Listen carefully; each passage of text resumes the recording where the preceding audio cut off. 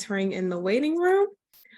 Hello, everybody. Thank you for joining us this evening. My name is Anissa Abdul-Rahim, and I'm the Assistant Director of Annual Giving with the Fund for Davidson, and I'm joined by my colleague, Judith Rolls, who is a Senior Associate Director in the Office of Alumni and Family Engagement. We are thrilled to have the opportunity to welcome each of you to this special edition reunion back to school class featuring Julie Chrisco Andrews, Jeff Clark, Steve Justus, Jane Perkins, and George Flowers, all members of the class of 1978. Before we get started, I just wanted to go over a few Zoom keeping items. First, I'm going to ask that all participants, have been muted, and we ask that you remain muted throughout the event. If you're comfortable and have not already changed your Zoom name to your first and last name, we ask that you do that now. You can rename yourself by clicking the participants button at the bottom of your screen, hovering your mouse over your name, and then clicking the more button. Feel free to add your Davidson class share if you have one as well. The chat feature will be available. If you have questions for the panel during the Q&A portion at the end of the presentation, please send them through the chat to me, Anissa, Judith, or Julie. We will organize the questions and ask them to the panelists. The panel will not be monitoring the chat, so please don't send questions directly to them. We will do our best to answer as many questions as possible. For optimal viewing, we recommend hovering your mouse at the top right of the Black Zoom screen, and you will see the view button pop up.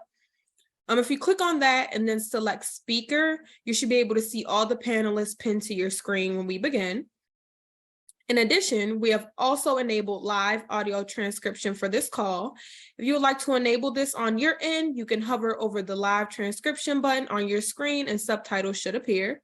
Please note that these captions are not always accurate, so we ask for grace and understanding. If you have a tech issue, please send a chat again to Judith or I, and we will be able to help you. And now to our program.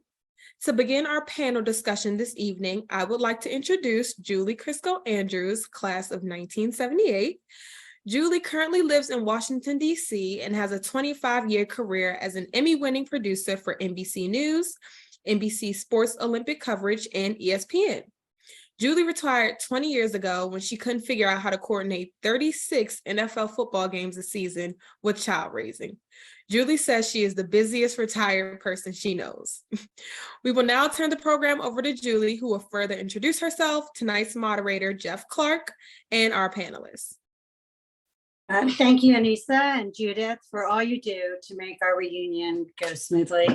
You've been a pleasure to work with, so thank you. I know it's hard to do all that behind the scenes stuff with technophobic class of 78ers, but we're getting there.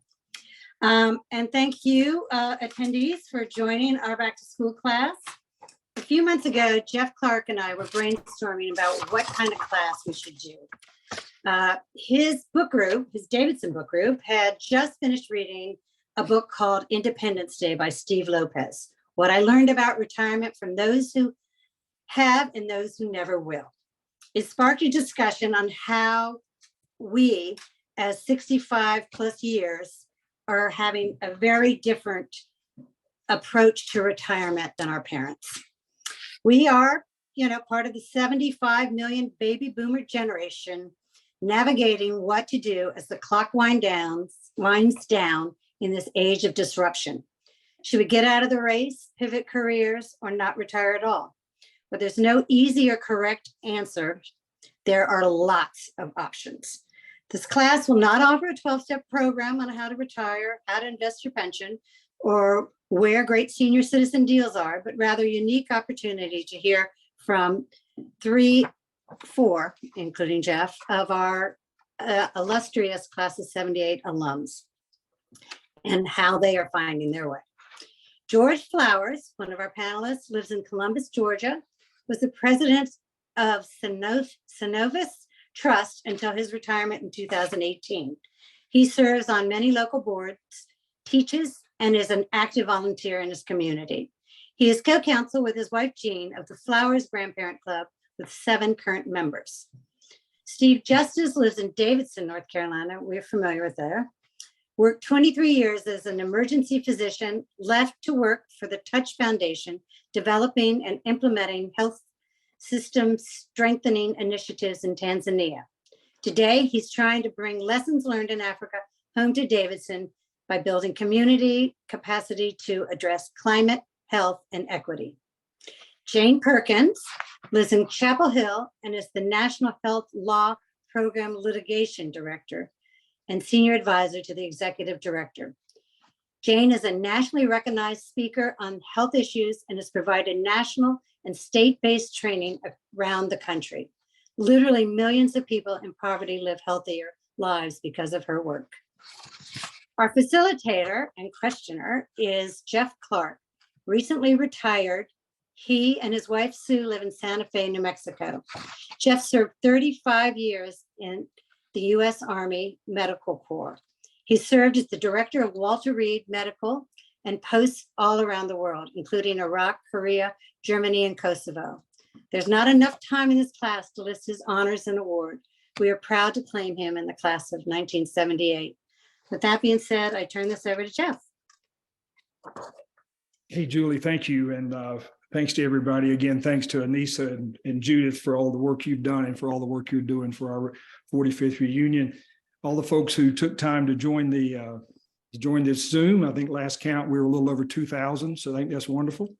And then George, Jane, and Steve, thanks to you for serving as panelists. I'll go ahead and get started with the first question.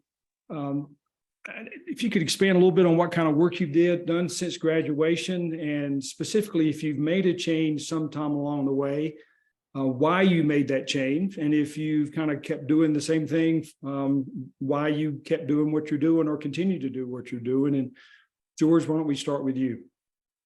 All right, thank you, Jeff. I worked for the same company for 37 years, which is highly unusual in today's world. But and I started there just as a happenstance.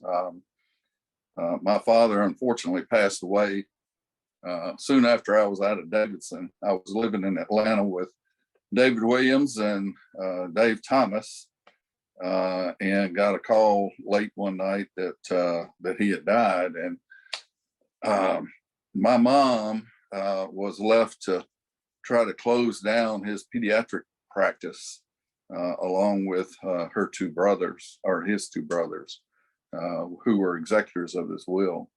And they didn't really have a clue as to what to do next. And I couldn't help them at age 24, but I was fortunate that I knew somebody at the bank in Columbus that worked in that business. I made a joke that when I started in the trust business, I knew about as much as I did about Moses when I started in Max Polly's Old Testament class, and I was not able to dodge the axe. But I thought that business would be something that I could learn and help my mom out. And as it turns out, I was able to help her out, but it also was a lifelong career.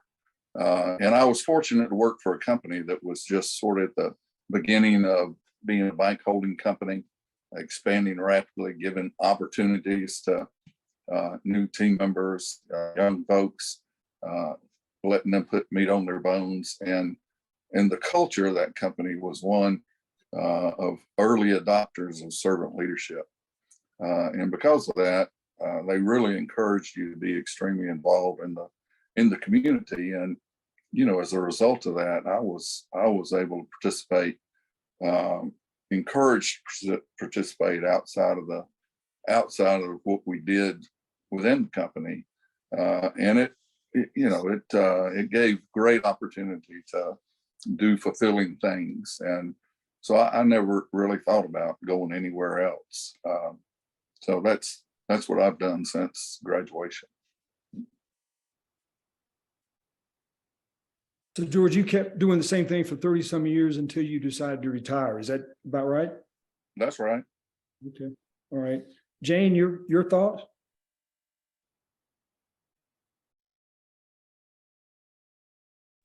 I am muted.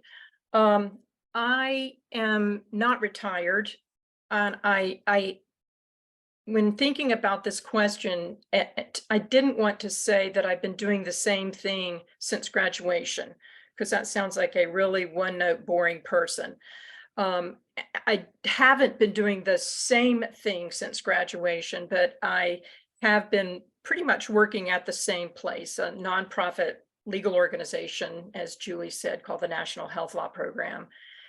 And I feel very passionate about the work that I do. I'm very motivated by the issues. I feel very, I don't want to say answerable to, but certainly in awe in many ways of the clients that I have now and that I've had over the years. And while I am at the same place, they change, and that makes my work be very different. From every couple of years, there'll be a new case. Sometimes it's, children who have, in one case, who needed lead screening and had lead poisoning after a bridge collapsed in Oakland and couldn't get the tests. And so we advocated to get them testing and treatment. People who couldn't get Medicaid because they didn't have fixed addresses, they were homeless. So we worked to get them coverage. Children who have medically complex conditions who really would not have been here 20 or 30 years ago, but with appropriate care can live at home and should be at home. But in this instance in Illinois, we're essentially living in hospitals, even though they had been clinically discharged, because there weren't in-home services for them. And their parents would meet in the hall over the 6-month period that this one child was literally living at the hospital. So these stories really become, for me, a part of me, and I feel very motivated. I don't want to let them down. So I'm still plugging away, doing what I've been doing pretty much since graduation. And thanks. So you've been with the same group or organization, but what you've been doing has varied enough that you feel like you're continuing to do something new. Is that pretty much? I mean, I worked in the Attorney General's office in Maryland for a few years just to get some good trial and litigation experience, but for the most part, I've been at the National Health Law Program. Thanks. Steve? Well, Jeff, I think this may be the question that got Julie to ask me to be on this panel, just because she saw a train locomotive spinning out in the sand dunes and thought that's a little unusual and asked me to be on it. Now I'm going to make sense of what she saw there, because I live a block away from the campus, and Jerry Putnam about 15 years ago asked me to come speak to the pre-meds. And I did, and I told him the story about, that they were headed towards a career in medicine, which is a bit like a railroad track that goes all the way out to the horizon.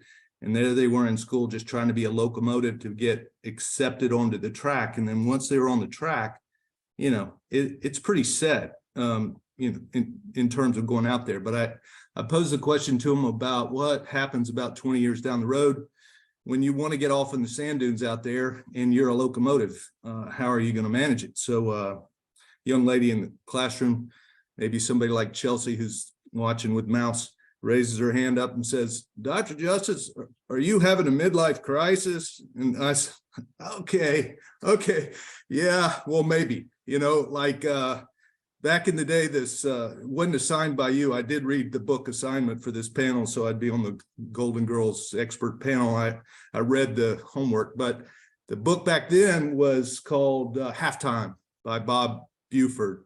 I don't know if anybody read it. I guess just people having midlife crises may have read that book, but that book was back then. And his thesis was that first half of your life is about success, raising kids, having a house, getting them off to college, making money. And I had that, emergency medicine experience in the first half.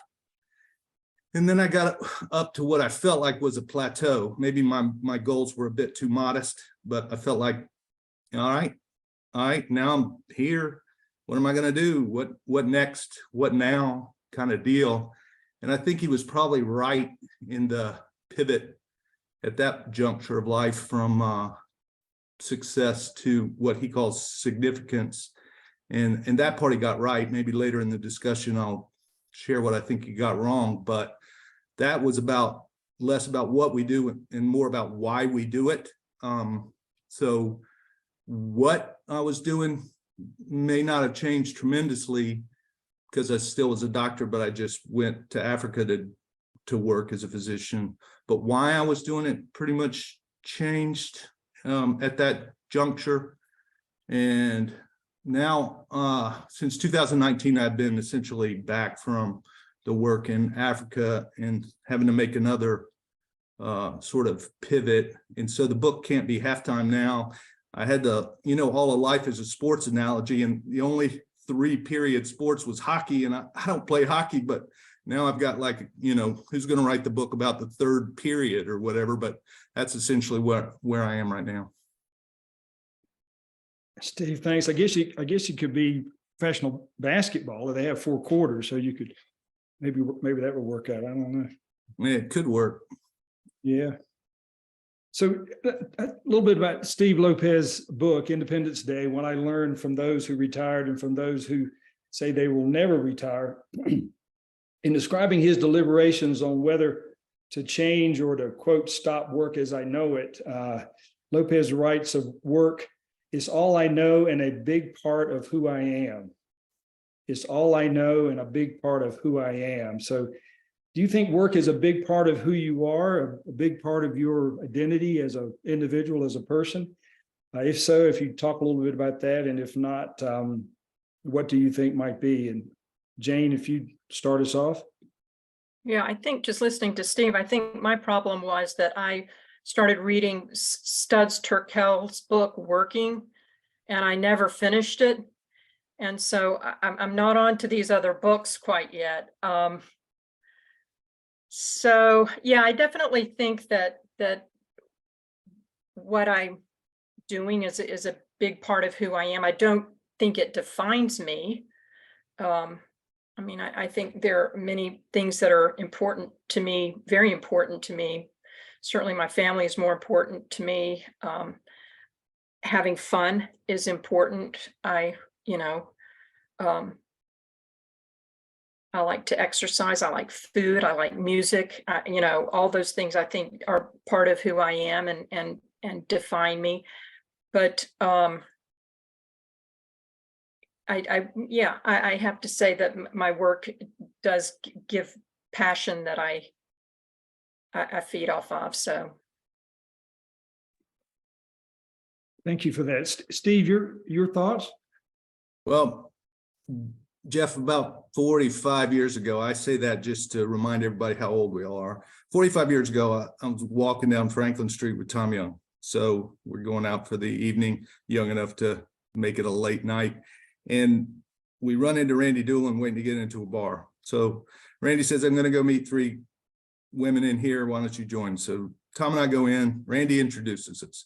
He says, "Okay, friends, this is Tom Young." And then he says, "And this is Steve Justus, medical student." And so then I proceed to sit down, and the woman next to me lights into me about, the kind of step up I needed to be introduced as a medical student when everybody else didn't have the title. And 7 months later, I married that woman. And so we've been married for 42 years, but it was an enjoyable first conversation. But it was all about kind of getting introduced as a medical student. And if you guys on this call look at the body of the email you were seeing, all these esteemed moderators and panelists, and I'm the only one that had a title in there, Dr. Steve Justus. And I would have had the opportunity to take that off there and revise it, but I didn't, so yeah, the answer to me is yes.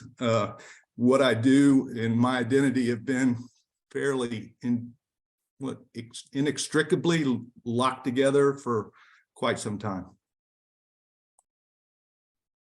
Steve, thanks. Very quickly, I've similar experience. I retired a few years ago after 35 years, and I had to figure out who this guy, Jeff Clark, was when he took off the uniform, right? When he stopped wearing a uniform and wore civilian clothes every day. It was an interesting change for me. So, George, your thoughts? Yeah, being part of a bank organization tends to identify you to others out there.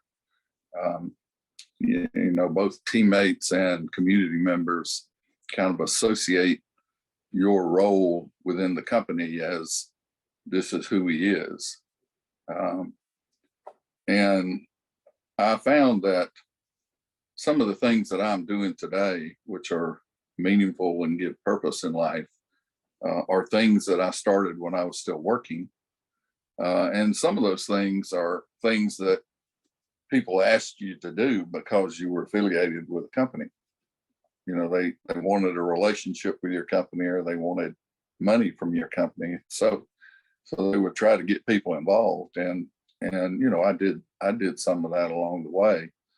But I also have found that now, being 5 years retired, that I do have opportunities to work with other organizations that want me for the things that I can contribute, as opposed to just a relationship with the bank.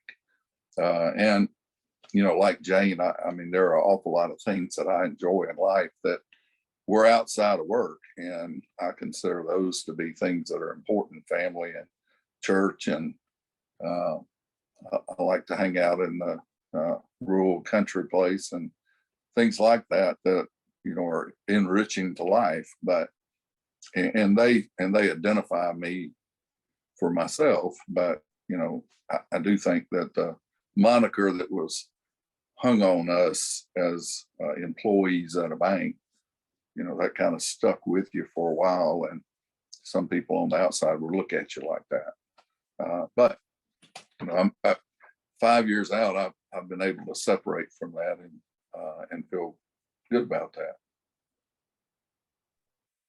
So, George, it sounds like some of the things that you did quote unquote, outside of work, even though they may have been sort of associated with work,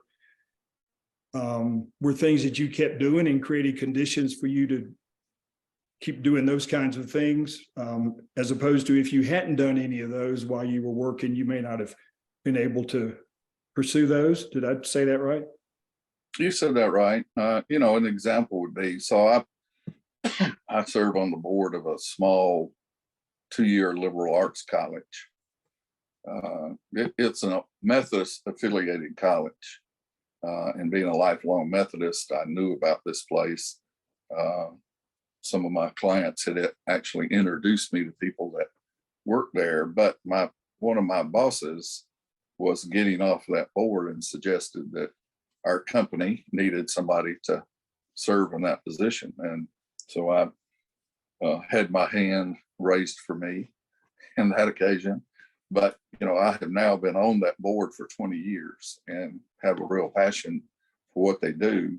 And it's separate and apart from anything I ever really did at the company. So there are 2 or 3 others that are like that I have a real passion for what their mission is. And that, you know, that passion is something that is fulfilling in terms of doing something worthwhile, something that matters, something that is bigger than self. Yeah, thank you for that. I mean, Lopez in his books talks about having a sense of purpose and maintaining a sense of purpose after retirement or semi-retirement or whatever. So I think that's very important.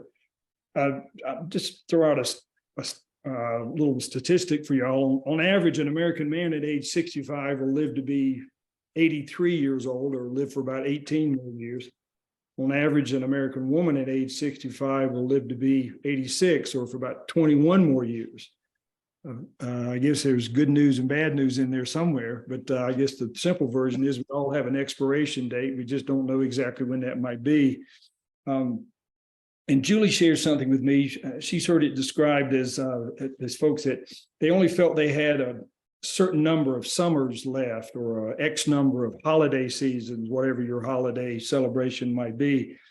And your thoughts on that? Are you looking at Are y'all looking at the clock like that? And I guess kind of related to that, do you have concerns or fears about aging or complete retirement? And Steve, if you start us off. About 20 years ago, when another reunion weekend, and it was a reunion for the class of 79. And Mouse up there on this call, he says I should come over and play some flicker ball with his classmates. So I go over to play, can't turn that down. Probably within the first 10 minutes, I pull a hamstring. So, I play another 10 minutes and pull the other hamstring, which I thought was like a unique case report. I said, Dr. Darden, would you like to write a case report of, foolish, stubborn, proud, weekend warrior pulls both hamstrings? And he said, his International Spine Society might not be all that interested in that case report. So it never did get written. And I do have some concerns around the double hamstring pull career equivalent, like staying on the field when you're sort of proud that you've been on it. And Teddy Roosevelt, he had a famous 1909 quote about the man in the arena.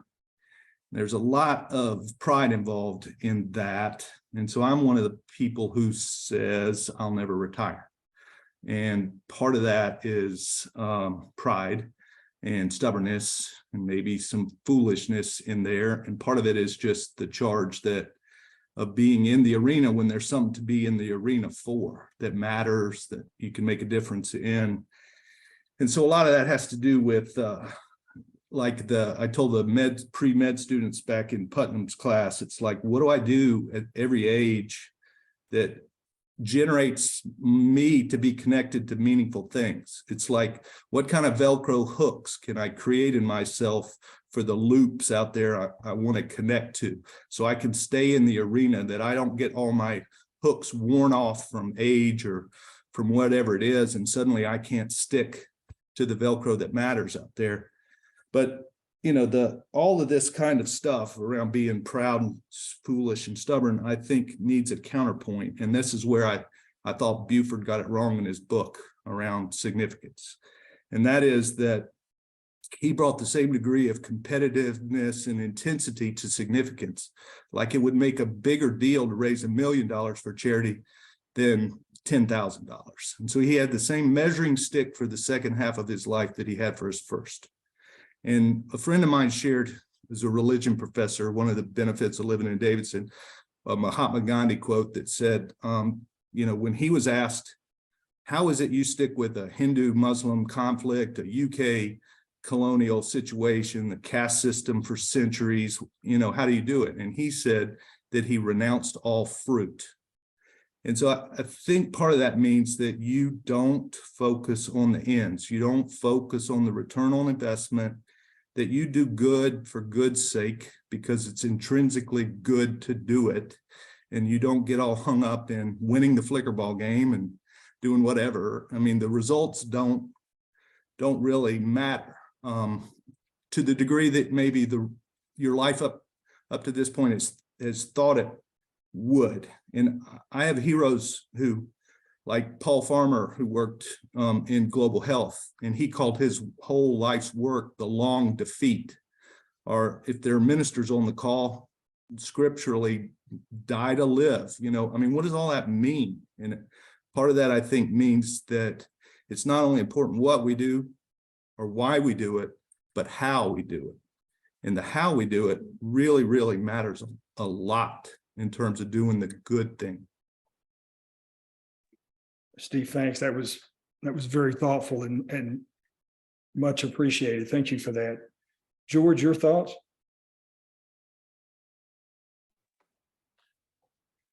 So I've already shared that, my dad passed away at 54. He was a Davidson grad, by the way. And my middle child, Robert, is also a Davidson grad. And my brother David is also a Davidson grad. So we've got a lot of Davidson in our family. But when he died, David Williams, my roommate, shared with me the Ralph Waldo Emerson quote about what success means.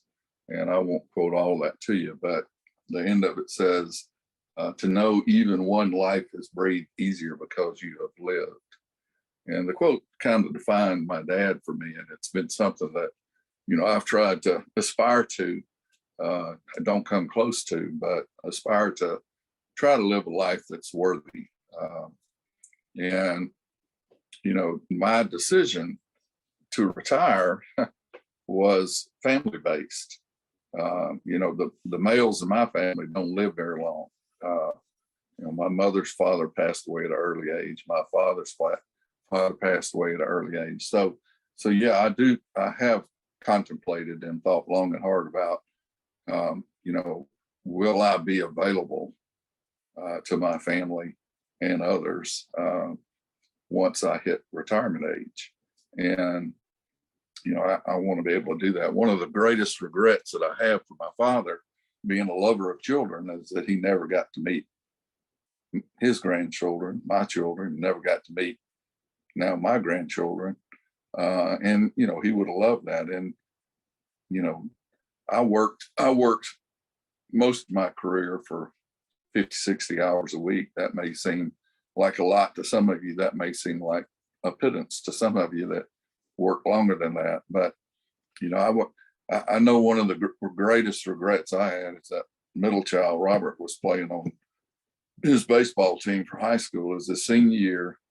And I was in a meeting and the game was over in Savannah, Georgia, which is all the way across the state from me. And as soon as that meeting was over, I hopped in my car and ran over there just to get there as that game was ending. And he hit the only home run that he ever hit in his whole high school career in that game. Now they lost, but anyway, you know, that when you miss things like that, events like that, you know, when I decided to retire, I said, I need to be available. The other thing is that we're all sandwich generation, right? So my wife's parents lived healthy, worthwhile lives, and her father lived till he was 95. They were from Durham, and our mother now lives in Columbus at age 97. But when COVID hit and I retired, we were on the road to Durham about every 2 weeks to look after them. And you wouldn't be able to do that if, you know, Jean, my wife, was going up there every 2-3 weeks on her own prior to my retirement. So I wanted to be available to my family, whether it's parents or whether it's children or grandchildren. And, you know, that's what I've tried to do. But at the same time, stay involved in these things that add meaning to life. So that's where my decision came from. Health did have a lot to do with that decision.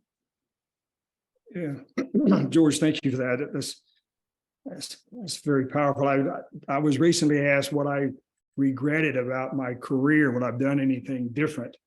And the thing I would have done differently is I would have found more family time. I'd have made more soccer games. I'd have figured out a way to not have to be where I thought I needed to be. I'd have been a little more family centric when I actually could have. So that resonates with me. So Jane, your thoughts? Well, I don't watch the clock. I'm not a clock watcher. Am I concerned about aging? Hell yeah. I mean, of course I am. But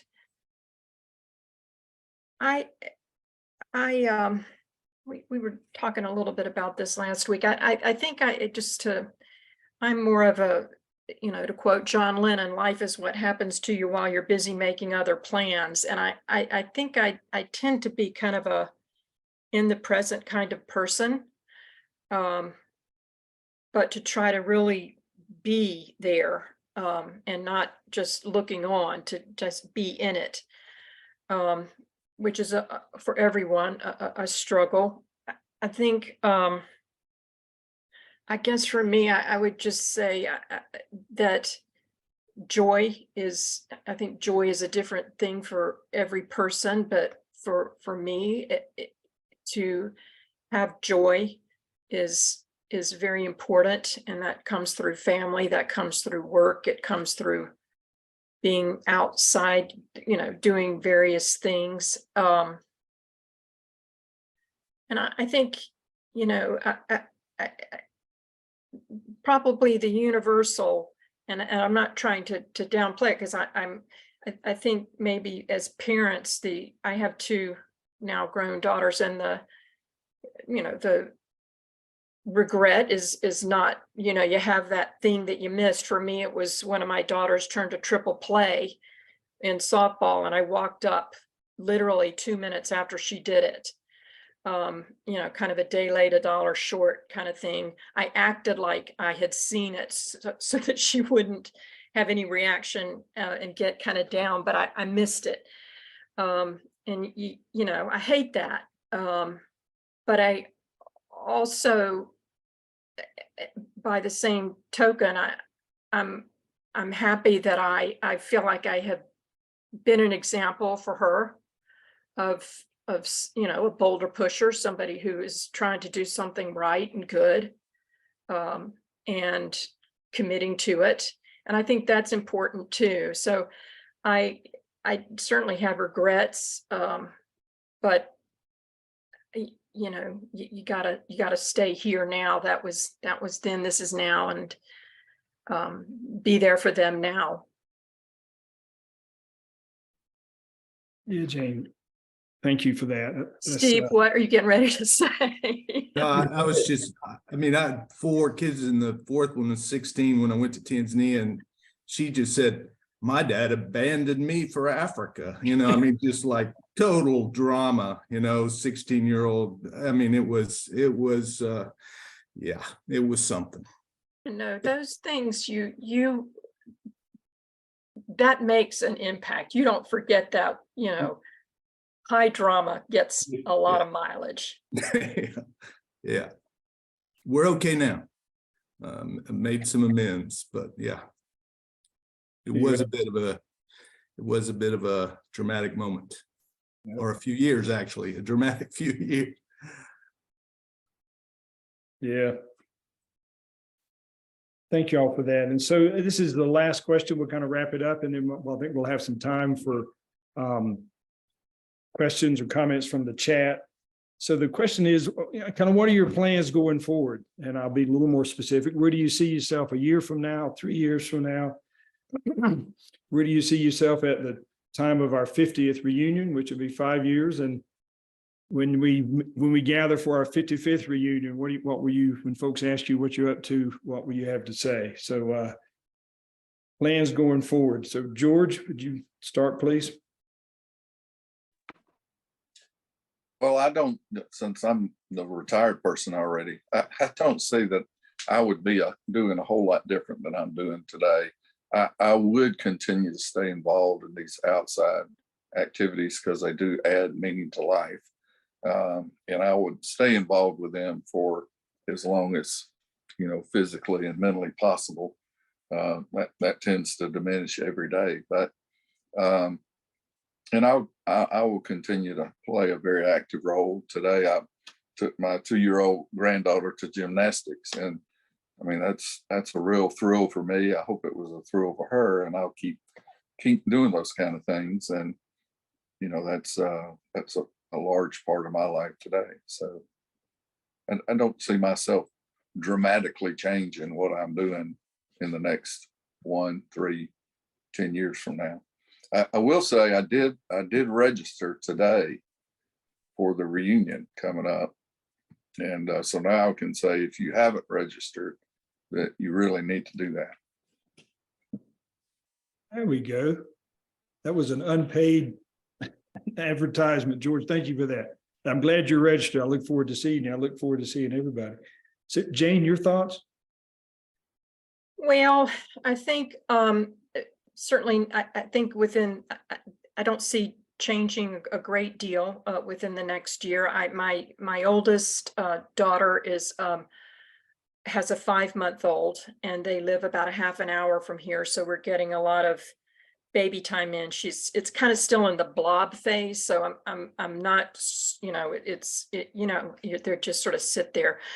So I'm looking forward to, getting some action going, but that's going to be a welcome addition. It already is a welcome addition. I don't think 5 years ahead. But I'm sure when it gets here, I'll figure it out. I don't know. I don't know. I'm comfortable where I am, and we'll see how things go. Yeah, that's fair. That's a good place to be. Comfortable where you are now and comfortable 5 years from now. That's a good place to be. Steve, your thoughts?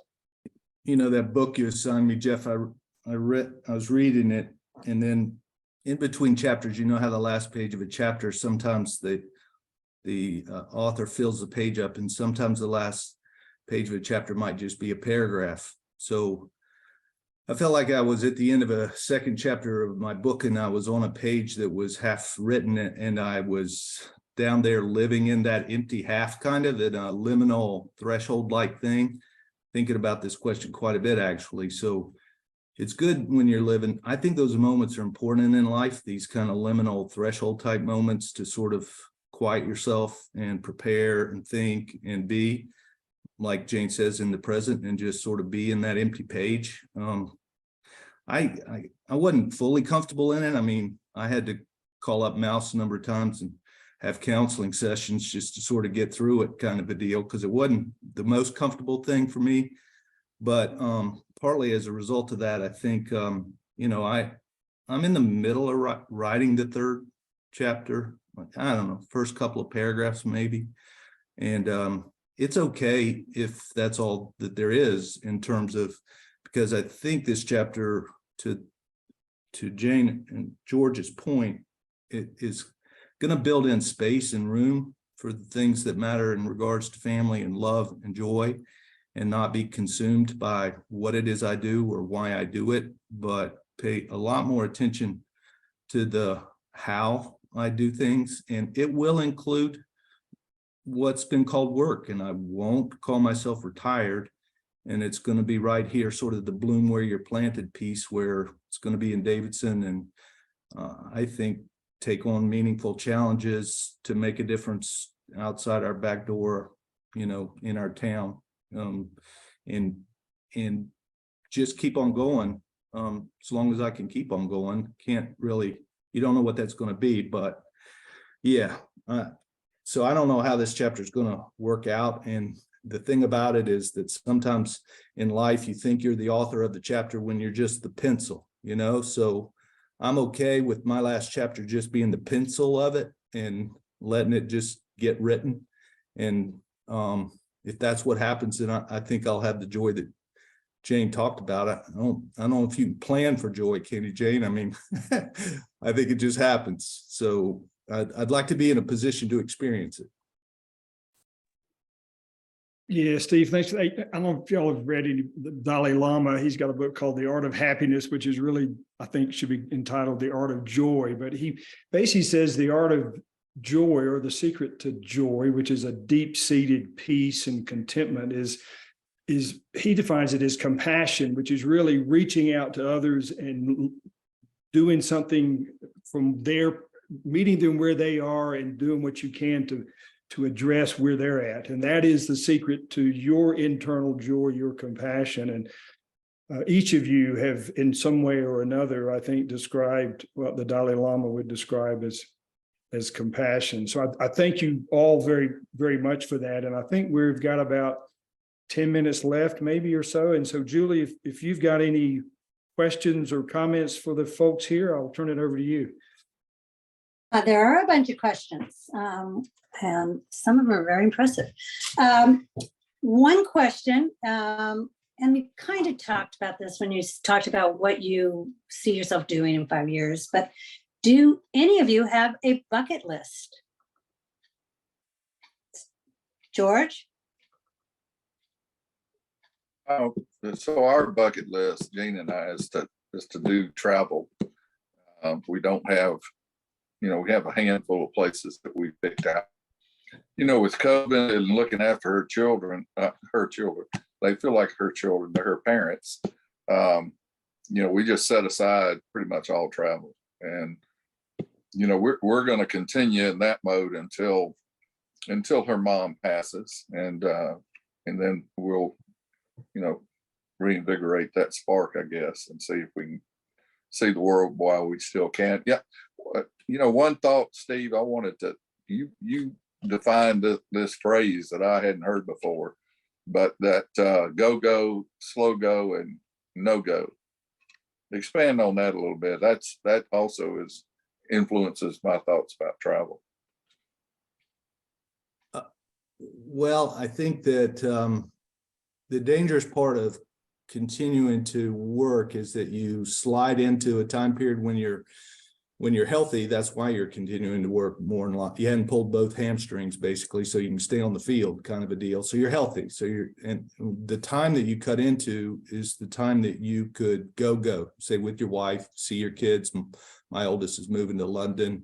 So that first phase of what people label as retirement, which I'm, of course, trying to be all proud and foolish and say I'm not labeling it that, but this next phase of life, this next chapter, we'll have a go phase just based on health. I'll be healthy enough to do stuff we want to do, whether that's, whatever people's standard bucket list. Then I'm going to have to slow down a little bit because my body slows down and it gets older. And then if I'm blessed enough to live to a ripe old age, then it may be rocking chairs and the pines or something, and there I am, just slow going it for the last little bit of time that I'm breathing. So those three phases of post work life, I think that's what I was talking about. And Jeff, to answer your question, I don't have a bucket list, but I do something that's I did do something when I was sitting in that empty page I was talking about. I wrote my own purpose statement because I've been involved in organizations that had mission statement, vision statement.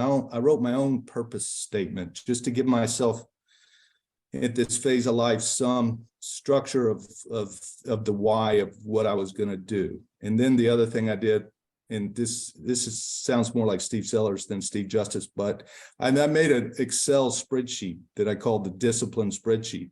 And I keep track of all my exercise and all my other stuff on an Excel spreadsheet just to keep myself accountable to myself that way. And I'm not recommending that like, self-help book, suggestion from Steve Justus, make yourself an Excel spreadsheet. No, that's not it. I did it because I find things like that, those structures, if they're my own, helpful to kind of keep me focused at this phase. I guess George was calling go. I don't know what I'll do with a slow go and a no go spreadsheet, but I got a go spreadsheet right now. Jane, do you have any bucket list items? I do. It's not travel items. It's two things, and I don't know whether it's a bucket list or a refrain around here. My husband and I have done two things for years and years. One is taking Spanish, and I still suck at it, and I really want to not suck at it. And the other is tango, and I really want to not. I have got to let him lead. It is a fight out there, and we've talked about this for over a decade. And so those are my two big things. And that's what, when people talk about bucket lists, that's what we'll both say. They kind of go hand in hand, tango and, See, Spanish. they're Yeah. not. So That's here we have on this Zoom an attendee from the class of, my computer just went down, from the class of 2016. And she wants to know, is there anything you wish you'd known in your 20s that you know now? About your career, about preparing to retire, about not retiring? George? I think just starting out, it was more about me than it was about other people. Trying to get ahead, doing all you could to be the next one promoted, those kinds of things. And as I said earlier, I was fortunate to work in a culture that was servant leadership driven, which turns that leadership model upside down, where you start becoming you work for your teammates as opposed to them working for you. And that's not natural. We come out of the womb with our hands and our mouths open, wanting stuff. And it takes a lifetime to learn to give back. And so I wish I had learned that earlier in my career. I think I could have been more helpful. Jane? Any advice for those in their 20s that aren't our children? Yeah, that's a tough one because I don't know the personality of the person who asked the question. I guess all I could say is for me,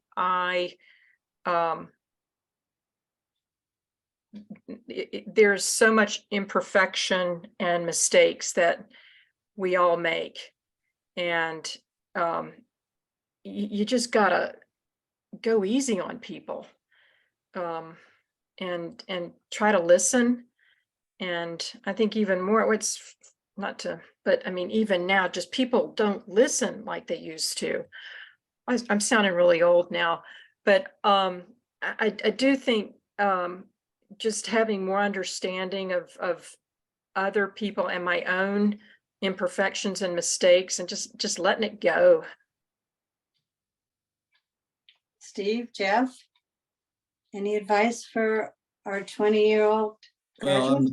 I'm the veteran of the midlife crisis, so I would say it was that age that was asking me the question a long time ago. For me, the advice I was trying to give folks back then that were so laser focused on their getting into med school type stuff and their next few steps was to open yourself up to optionality, to sort of create for yourself the ability to do more than what you have your laser focus on. Now, it may be bad advice because for some people, they might not accomplish what they're laser focused on if they're too distracted. So it could be bad advice. But then, I think there's ways to do both things, to be laser focused on what it is you want to do and still develop options for yourself, even if you never take those options, just sort of creating flexibility within yourself. The other thing I would like to do when I was 20 that I didn't do was I'd like to know what Mahatma Gandhi meant about renouncing all fruit when I was trying to make a lot of money, or I was trying to do things that have to do with the metrics of success. I was trying to, I'm still trying to make a return in the stock market and all this sort of stuff. And it's stuff. And, if you can be 20 and not get all tied up in stuff, just think how liberated that you can be if you're 20 and you're not tied up with stuff. And I didn't do it. So, it's kind of easy for me to say now in my significant years after I've got a retirement fund and Maslow's hierarchy is all taken care of. And now I'm offering, graduates of 16. Oh, that stuff's not important. Take my advice with a grain of salt. Yeah, Julie, I just say, when I was in my 40s, upper 40s or so, a couple things happened in my career. And I suddenly had an epiphany that you're subconscious, but you're ambitious and you want to do the next thing, you want the next job and so forth. And for some reason, I got to the point that wasn't important to me anymore. I just wanted to be good at whatever I was asked to do. And I think that was liberating. And I think as I've thought back on it, I think it allowed me to be more kind, to think about others more and try to understand their perspective more, because it was becoming less about me. And I guess summarized, some wise person said when I was young, I admired those who were clever. As I got older, I learned to admire those who were kind. And so I would just encourage folks to figure out how important kindness is as early as you can. Thanks. Well, I think the other questions have sort of already been answered through some of the previous questions. So I want to say thank you. And if anybody has a question, raise your hand or unmute and shout it out. And Anisha and Judith, I think we're done. Thank you all for coming. Yes, no, And- thank you. You know, here's what struck me about today's panel, just in summary, is nobody's trying to climb every mountain peak or write their memoir or, you know, work on their golf game. We have, you know, some amazing graduates who are sort of walking the walk, and thank you. Yes, absolutely. Thank you so much. Thank you, Julie. Thank you, Jeff, for putting the back to school class together. Can I Oh, share? sorry, Can I Jeff. share one Yeah, piece sure. of trivia? Yeah. One piece of Davidson trivia. In the College Football Hall of Fame, which is in Atlanta, there's only one Davidson football player in the Football Hall of Fame. And his last name is Flowers. And George, I think he's like your great uncle or something. Am I right about that? Jeff, you've done more genealogy than I have. That doesn't ring a bell. I will say that my father played on the 1945 Davidson football team. I think he was 135 pounds, and he was a third string running back. And his claim to fame was that he scored the only touchdown that Davidson scored all year long. I don't think that warranted him being in the College Football Hall of Fame, though. So, and I don't know of any other Flowers before him that was there.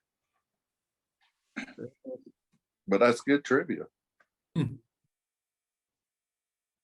it might be It's true. like a lot of hamstring injuries to me. That is definitely good trivia. Thank you for that, Jeff. And again, just want to thank Julie and Jeff for putting the back to school class together. I want to thank Steve, Jane, and George for taking the time to speak with all of us today and leading us in this awesome conversation. You've definitely given us a lot and so much to think about. I also want to extend a big thank you to the class of 1978 reunion committee for sponsoring this event. A follow-up email will be sent in the next few days with contact information for the panelists, a short survey, and some other helpful information. Do note that this event was recorded and will be available on the website in about 2 weeks or so. And finally, thanks to all of you for joining us this evening, and I hope everyone enjoys the rest of their night.